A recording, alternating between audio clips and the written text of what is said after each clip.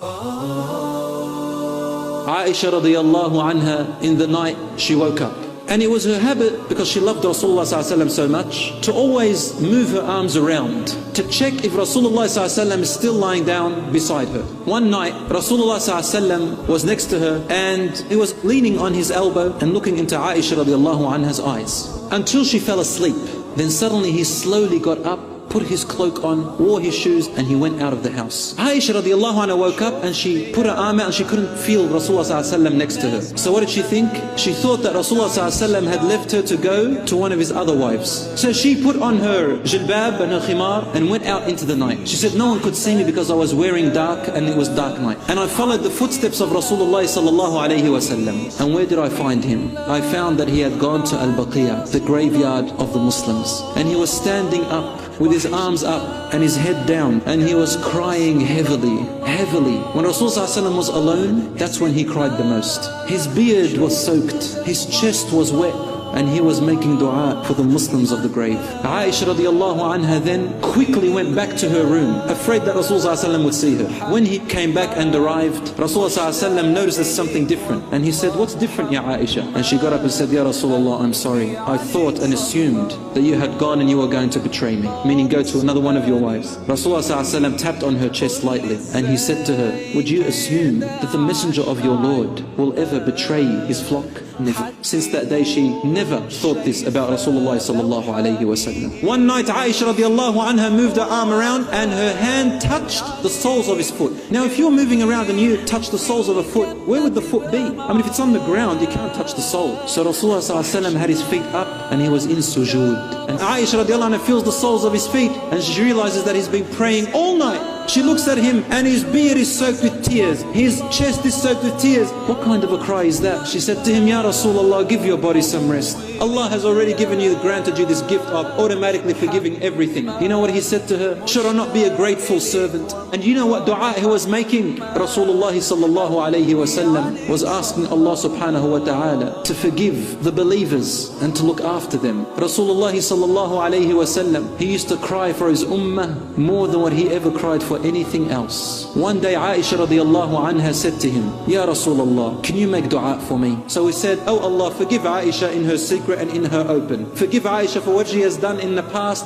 and any sin that she will ever do in the future. Then Aisha radiallahu anha was so happy that she started to giggle and laugh so much to the point where she couldn't even hold her head up straight. The Prophet ﷺ said, are you not happy with what I said? And then she said, how could I not be happy with your dua, Ya Rasulullah? It's the best, and I feel so privileged that you made this special dua for me. You know what Rasulullah ﷺ said to her? He said, Ya Aisha, I swear by Almighty Allah that this is the dua I make for my ummah in every single salat I pray. Then one day they saw the Prophet ﷺ crying, and he lifted his arms up when he reached the verses about Ibrahim alayhi salam saying, and Nuh and the other prophets saying, these people, O my Lord, are in your care. If you want to forgive them, you forgive them. If you want to torture them, then you can torture them. Every matter is to you, Ya Allah. Rasulullah ﷺ thought about his ummah. He thought about our sins. He thought about our shortcomings. And you know what he did? He started to cry immensely. They never saw Rasulullah ﷺ cry this much in their life. Aisha radiallahu anha says, I never saw him cry this much. The Sahaba said, we never saw a puddle of tears underneath Rasulullah ﷺ as this much. What was Rasulullah ﷺ saying when he heard these verses? He was saying, Allahumma ummati ummati, Allahumma ummati ummati. Oh Allah, please look after my ummah. Please look after my ummah. Please look after my ummah. And this was before he died sallallahu alayhi wasallam by about 4 months.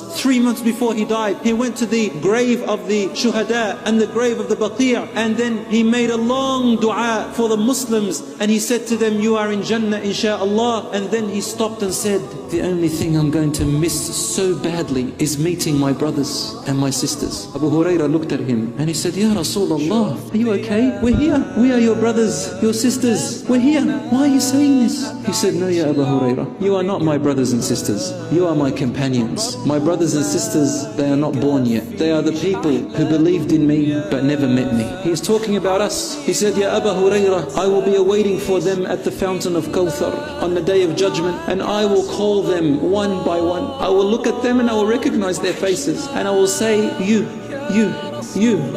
come. drink, while the angels are standing at the borders and they're preventing the hypocrites and every other disbeliever. They said, Ya Rasulullah, how will you know them when you've never seen them? And Rasulullah said, Ya Abu Hurairah, let me give you an example of a farmer who has many horses. He has among these horses dark black horses with no other color on them, and among them there are horses with stripes on their faces, their necks and their legs. Isn't he able to easily tell apart these horses from them? He said, very easily, Ya Rasulullah. He said, that's how my ummah will come to me on the day of judgment. They will have nur coming out of their faces, their arms and their legs. They said, Ya Rasulullah, where is this nur from? And he replied by saying, this is because of the wudu which they used to make in the former life and their prayers. Your only concern is your ummah, Ya Rasulullah. Your only concern is us, Ya Rasulullah. This is the only thing that you are crying about, Ya Rasulullah. Wallahi, we need it. Wallahi, we die for it. Ya Habibi, Ya Rasulullah. Truly we love him more than our own parents, because on the day of judgment your parents will bear innocence from you. You will bear innocence from your parents. Your parents will come to you crying and saying, son, daughter, was I not a good mother and father? Please give me one hasana to save me this day. And you will say to them, father and mother, wallahi, you are the best parents, but I cannot even risk one hasana. Then we will go to the prophets, one after another. Adam will refuse us, Nuh alayhi salam will refuse us, Ibrahim alayhi salam will refuse us, Musa alayhi salam, Isa alayhi salam will say, I am afraid of the same thing that you are afraid of. Go away from me. And finally we reach Muhammad sallallahu alayhi wasallam, and Rasulullah sallallahu alayhi wasallam will put his head on the ground,